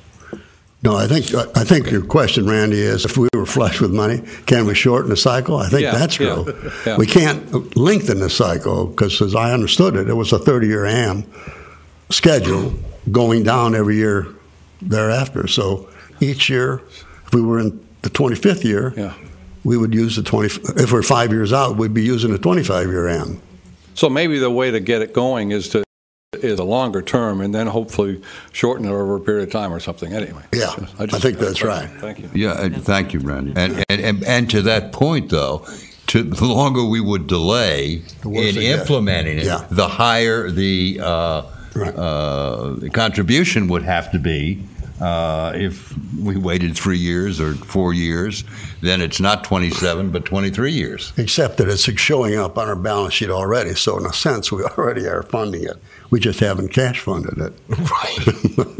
Mr. Chairman? And I think that's the key, and I think he's done a great job of explaining it. Nothing we can do between now. We don't have enough time, short of a $25 million windfall, to make it so that between now and 2018, we don't have a very significant liability appearing on our books. Absolutely not. There's nothing we can do about that at this point. No. Okay, we can help it some, but it's still going to be a very large number. So really, the topic is: do we begin systematically funding it in a way that, in the long run, shows our responsibility towards it, and also in the long run will create a trust that reduces the amount of money that gets paid by the taxpayers directly, and also eventually, in the perfect world, there is no unfunded liability 27 years from now. In a perfect world. These benefits really are another defined benefit plan. Because you're using a formula that's length of service, a percentage, and it's going to go up, as the length of service increases and things like this. So in the long term, we did take on the defined benefit pension plan. I don't know why maybe we could not look at doing something with this plan that would mitigate some of the liability down the road. Again, that's a conversation that I'd recommend we not have here necessarily, because that really is the subject of collective bargaining and contractual obligations and legal things that I don't really have any purview with. So. Even if you did establish the fund and started on whatever amortization period you adopt, the possibility of rolling those benefits back sometime in the future is not a reason to not do this. You still need to do this. to discharge the liability so far. But that's another discussion for closed doors and executive sessions. But I think stepping back from this, maybe a good step for us to do next is to give a couple of versions. What would 27 years look like? What would 22 years look like? What would 17 years look like? So that council could look at this. See, part of the danger of extending the amortization period out really far is you're not doing much more than you're doing now. It's not something you can pat yourself on the back and say, "Oh, well, we put it in a trust. We're advance funding this, and it's a 40-year horizon." It's like you really didn't do anything. And 27 years is at a high end of what I think you can be proud of. That's a high end of a period, amortization period. It's more prudent to disfease the obligation over a shorter period than 27. Now, where that is and the balance between the budget and so forth, and in good years, you know how it is. Let's say you just bear with me for a minute. Let's say you end up deciding, all right, we're going to do this at a 22-year period. We're going to start on that track. 3 years from now, things are great, and you've got extra money. Of course, there's no such thing as extra money. Everybody's got a claim on it. Everybody's got an idea of how to spend it. Right. And it might be prudent to take care of this obligation first instead of some new idea, some new obligation. I'm getting into budget areas. It's not my field, but this is an obligation the city already has. And if there's an opportunity later to put in more than a 22-year amortization, or maybe by that time it's 20 years, would call for that, there might be something written into your investment policy or your funding policy that takes claim on that, so that you can aim at maybe a shorter period than 22, 25, 27 years. So just consider that as you do this. But I'm glad, Mr. Brovant, that you're hammering in on the commitment. Call it a commitment. Right. It's a commitment that you're taking on to do this. And you make the excellent point that if we do this and we set our foot on this path, there is some flexibility in the assumptions, but we are committed to keep doing this once we start doing this. Exactly. And we are tying the hands up of the future city councils, which is not necessarily a bad idea. There's pluses and minuses there, but we are tying up city council's hands, future politicians. I often have meetings with budget directors and CFOs and city managers and county managers and about these matters. And very often, if they have a certain fund that starts building up, they want to put a guard around it, a shield, so that they can use it for the things that they already have obligations for, instead of laying it out there for other people to take shots at. And so they'll sometimes actually put in an extra $10 million or an extra $5 million or extra into the fund because they had a good year, they ended with good balances. It goes into the pension fund so that it's not spent on something else that's brand new. Every wife does that. I hear you. Yeah. Someday you may. Mr. Chairman, I believe that, and I'm not speaking for all of my colleagues here, but I believe most of us would say that we want the records to reflect accurately what our financial positions are. A lot of times where you stand on an issue depends on where you sit. Now, and I've been playing back and forth on both sides of the desk here, and our obligation, I think, is to outline a plan that would reflect what our records truly are.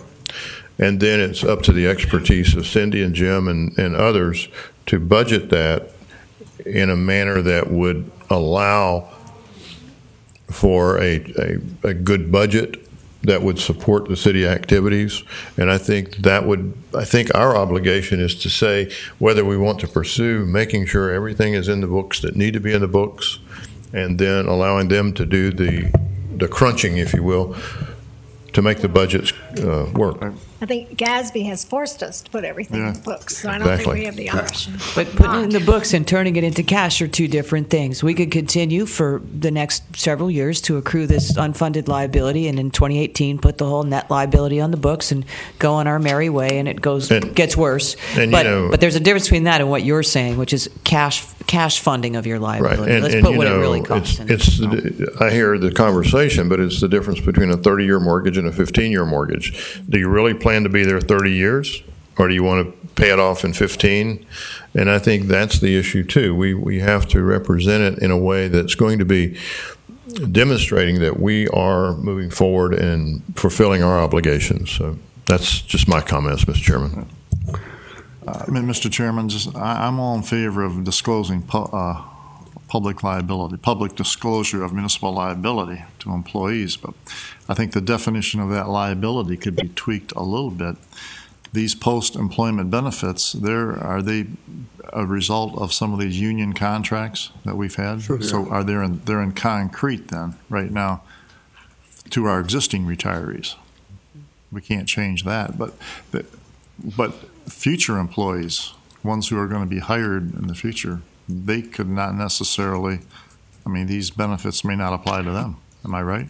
Again, this is something that we're straying into an area that needs to be the subject of legal expertise and collective bargaining, and I don't know that we can answer that question for you right here. We can't sit here and dismantle those benefits. Because the comment was made, if we put this in place now, this trust, then we've committed ourselves down the road, year after year, ad infinitum, and I guess it's true. But that's an appropriate caveat to that commitment. But the commitment is a commitment to fund the benefits that are promised. And if the promise changes, then the commitment changes. Right. But if we've had 100% funding of the promised benefits and then the promise changed, that would be a problem. But at the next couple of years, we're going to have a grand total of about $700,000 in there. So as long as you have some form of benefit, you're not going to be overfunded for a very long time to come. I don't think any of us are going to live to see a surplus. You're not going to be overfunded for a very long time to come, for at least some level of benefits. Yeah, and the other point, as you said, is that you don't know what any other state or federal regulation is going to come downstream. You don't know if these benefits are going to be renegotiated upwards or downwards in the future. But doing nothing is not an option in my view. I don't think we're tying up the city council's responsibility for making decisions about benefit package. That's the city council. That's different than making a decision about how we're going to finance the situation at this point in time. So I don't think anything we're doing is hurting flexibility down the road from an employee basis. But from a financial point of view, it definitely is.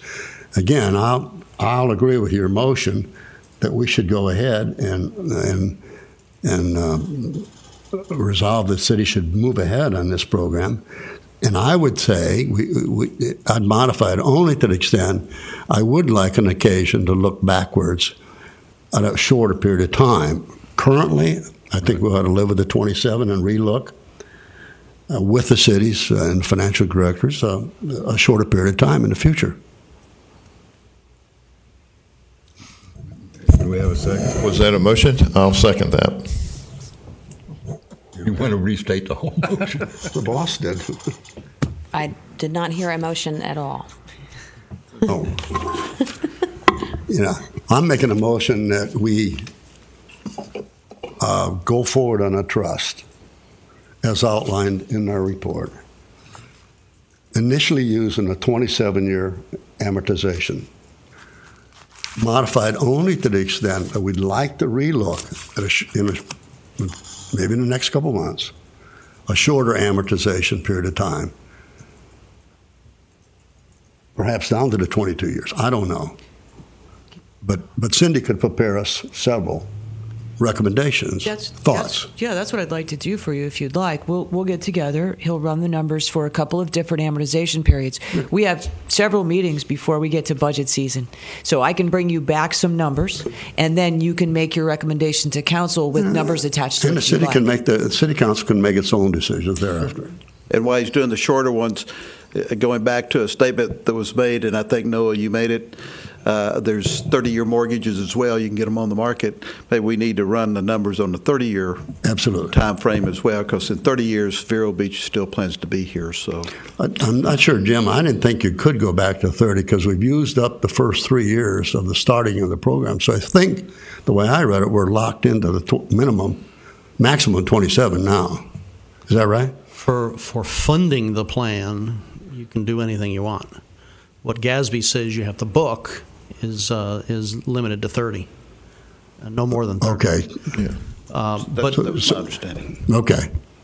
I see what you're saying.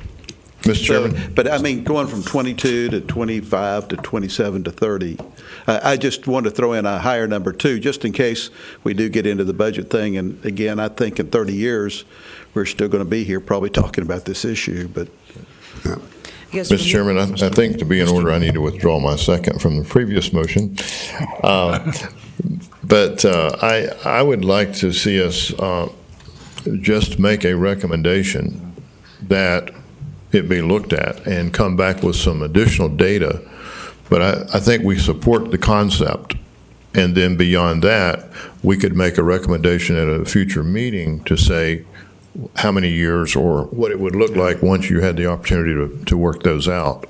And that, I think, would be a general statement that we could make and support this as it moves forward. I thought that was the gist of what. I think you and I are in agreement. Yeah. And so if we can word it, I would at the next city council meeting say that we are what our recommendation would be, with specificity coming at some later date in terms of the details to provide to the city council prior to the budgeting process. And you've left the amortization period open because I'm hearing, and one thing, if you go over 27 years, it's not being taken seriously. If you go, but then for budget reasons, maybe we have to do 30 because we can't come up with the money. So I think. So let me clarify really have to look at the different scenarios. Well, I think my position would be to wait and know that we have the 27 years out there if we needed it, but to look at something maybe a little shorter. Okay. So that's why I would like to see it. Get some additional information before we put a number of years in there. That's what I'd like to do is if I could clarify my action item. So I think what I'm hearing on this motion is you support the concept. You would like for us to put together some information for both longer and shorter amortization periods as well as the 27, bring that back to you so that when you flesh out the concept, if you will, and make a budget recommendation, you can pick an appropriate number or set of numbers. So and that may be with several options when we see what the break points are in terms of the impact. So then the council can make their decision regarding if they'll have a menu of. Ultimately, it's going to be the council's. Even though you may recommend all sorts of good things to the council, at the end of the day, it's their judgment as to whether they fund at that level or that level. Well, Mr. Chairman, right. Mr. Chairman, I'm sorry. I would like to see us give them more than one opportunity to pick a date or a number. I think it would be wise to give them a pick list, if you will, and with those options, because I'm sure that Jim or Cindy, when they present it, are going to say, here are the options and here's what you can do and this is the effect of it. And I think that would be wise for us to present to them, and I like the way you said that. Councilman, do you have any comment?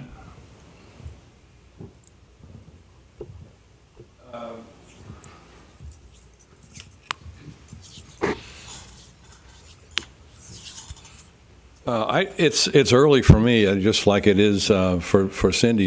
I don't know all the things that we've got pressure on money, so a variety sounds like a very good idea.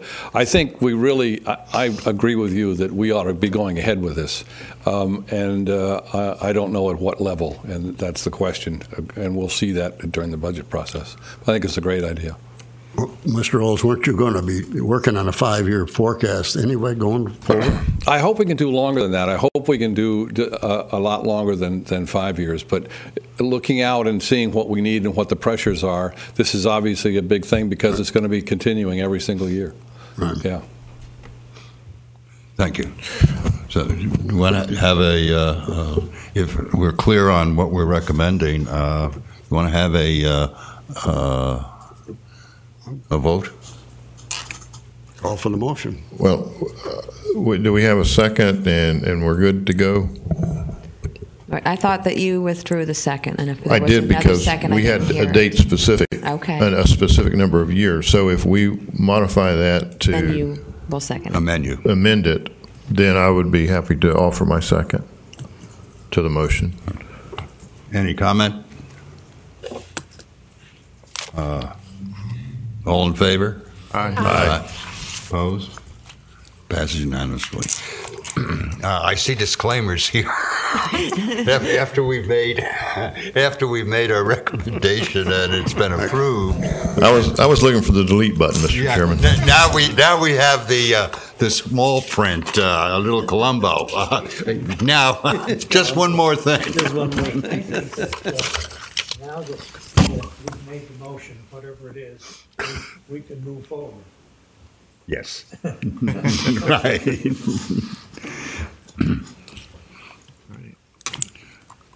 Well, the disclaimers are here. Perhaps you can read it at your leisure, if that's your privilege.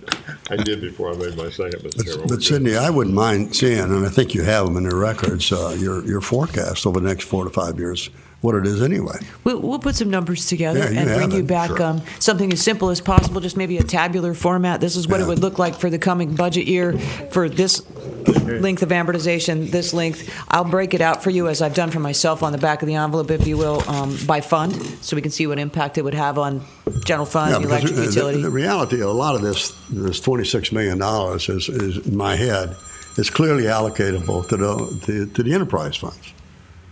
And has been over the years. Sure, a big part. And I've always said that we're probably understating their real expenses. That's we can differ about the definition of expenses,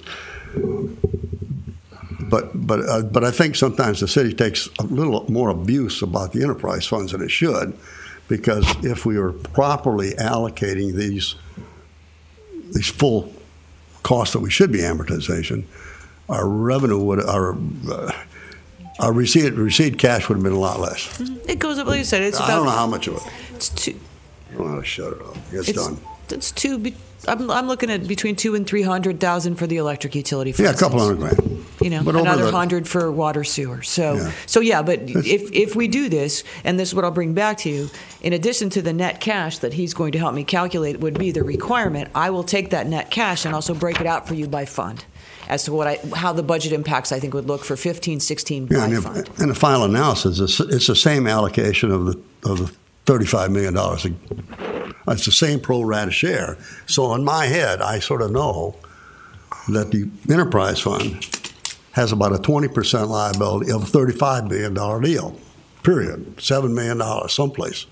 Sort of. There's To the utility operation. And there's a couple of ways, what might be helpful, even to the council as they look at the budgeting exercise, is to express this as a percent of pay or as a per person amount. You know how you pension fund, you have it as a percent of pay, and you apply the percent of pay to the pay, and you get the numbers. Another way to help guide the discussion is to talk about when you're trying to decide how long a period. And this is what Cindy and I will get together. How long is appropriate? Is 27 years too long? Is it unrealistic? Is it one of the ways to look at it is how long a period of time? What's the average length of time still employed for all the employees? Do they have 27 years left, and is it okay? I'm saying it's not, but you think about, is it okay to finance this over a period that's longer than their remaining employment time? Is that okay? Or does the council feel like, gee, if we're going to do this, we need to finance it by the time they retire, it's funded so that they can retire. And maybe another way, so we'll add that statistic in here so they can at least see it. Another way is to look at, if you really get into the finance matters, you look at the duration of the liability. If you're funding it over the same duration, then that's like a matching. You're matching the funding with the liability as well. So we'll add those statistics in here in case they help somebody decide whether to go 27 or 40 or 20. And I haven't tried it yet as a percentage of pay. My back of the envelope was an allocation based on the way we allocate the pay-as-you-go benefits right now. In other words, the actual retirees within each fund and how much the city portion is. So I took those actual numbers, expressed them as a percentage of the total premium, and ran the new OPEB numbers that way. And that's how I came up with that's why I'm saying between 300 and 400, because it's kind of broad right now. Yeah. So there's a lot of different ways to do it. When would be appropriate to come back with this information? We'll have our next quarterly meeting by end of April, first part of May. And we aren't really going to start internally budget activities in earnest till like April, May. So we're not going to we have our first council budget workshops in July. So we've got time between our next regular quarterly meeting and the beginning of our budget, serious budgeting for you to make a recommendation in conjunction with that meeting. We don't need to have another special call, in my opinion. And then we would have the material beforehand that we could analyze and then go forward at a special call meeting specifically for this, preparatory for the budget process. I'm actually suggesting that we fold this in as an agenda item for our next regular quarterly, but up to you. It's An up to you. update. Yeah. And Mr. Chairman, the more Going forward, you'll use the actual demographics or employee base versus the ones that.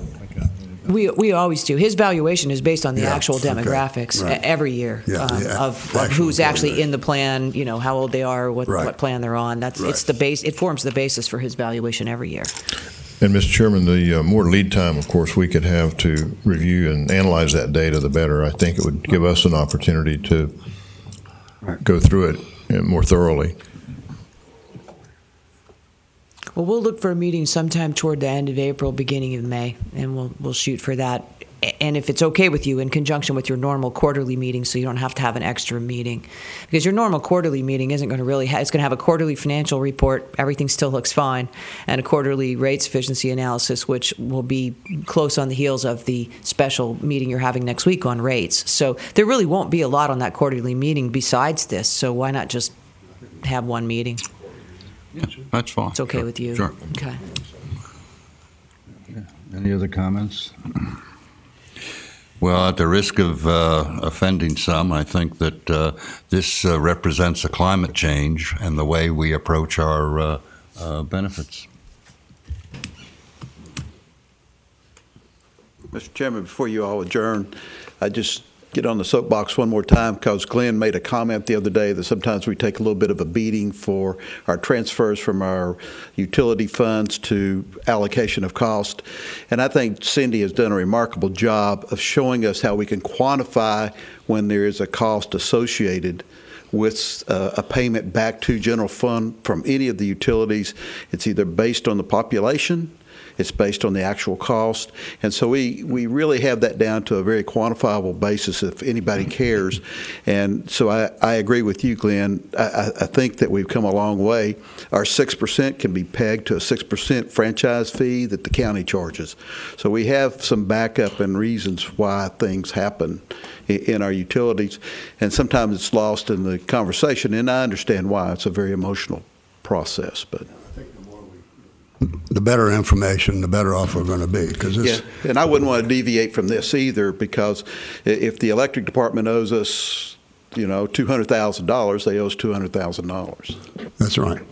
Well, one of the things we have spoken about, I won't belabor it, we can discuss it at our next meeting, is that we did have a concept of putting out some of a flyer to the public or a brochure, a short one, explaining some of these issues on the budget. As we had, I know that the finance department is rather stretched, to say the least, in terms of new projects. But one of the things is now that we are making some progress is to illuminate it rather than having a CAFRA and saying, well, public, here, take a look at 250 pages kind of thing. That's all. But with they can't read it, but okay. Any comments from, additional comments from commissioners? If that, can I have a motion to adjourn? Also, yep. Support. Second? All in favor? Aye. Aye. Thank you very much, and thank you, James. It was been very illuminating and very helpful for us.